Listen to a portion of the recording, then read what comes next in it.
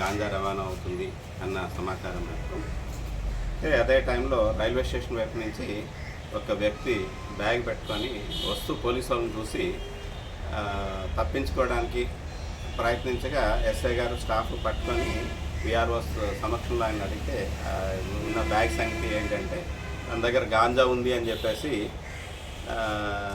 తీసుకొస్తున్నాను అని చెప్పి ఒరిస్సానికి తీసుకొస్తున్నానని చెప్పేసి చెప్పడం జరిగింది.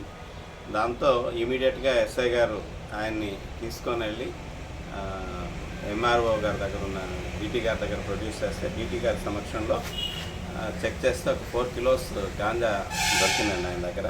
ఆయన పేరు దేవేంద్ర కుమార్ మంజీ. ఈయన గోవాలో పనిచేసేవాడండి.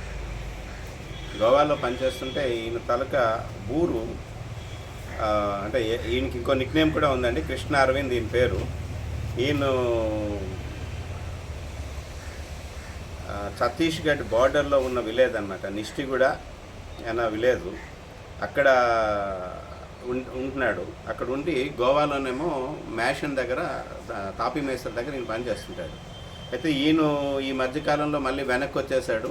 ఈయన ఫైనాన్షియల్గా మళ్ళీ క్రైసిస్లో ఉన్నాడన్న విషయంతో అక్కడ వాళ్ళ సూపర్వైజర్ ఎవరైతే ఉన్నారో సూపర్వైజర్కి ఫోన్ చేసి నేను మళ్ళీ అక్కడ గోవాకి పనికి వచ్చేస్తాను, నాకు పని కల్పించండి అని చెప్పడం జరిగింది.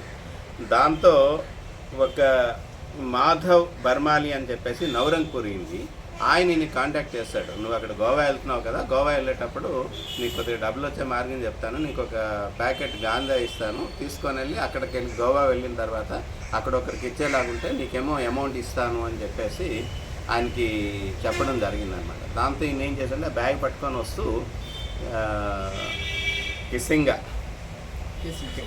కెసింగా అని చెప్పేసి ఒక స్టేషన్ వరకు అక్కడి వరకు వచ్చి అక్కడ ట్రైన్ ఎక్కాడండి. ట్రైన్ ఎక్కి ట్రైన్లో వస్తూ గజపతినగరం దగ్గర దిగిపోయాడు అన్నమాట. దిగిపోయి అక్కడి నుంచి వస్తున్నాడు. ఇక్కడి నుంచి విజయనగరం వెళ్ళి విజయనగరం నుంచి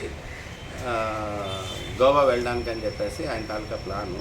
అయితే ఎస్ఐ గారు వాళ్ళు వెహికల్ చెకింగ్ చేయడంతో అక్కడ దొరికారు. అది సీజ్ చేశామండి. ఈరోజు కోర్టులో ప్రొడ్యూస్ చేస్తున్నాము ముద్దాయిని.